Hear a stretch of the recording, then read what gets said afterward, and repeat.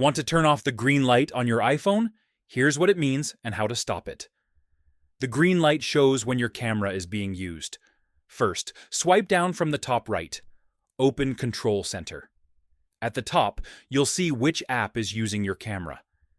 If you see an app you don't want, close it. Swipe up from the bottom of your screen. Close the app from the app switcher. If the green light still appears, check camera permissions. Open Settings. Tap Privacy and Security. Tap Camera. You'll see all apps with camera access. Turn off access for any app you don't trust. This stops the app from using your camera. If needed, restart your iPhone. Press and hold the side button and volume up.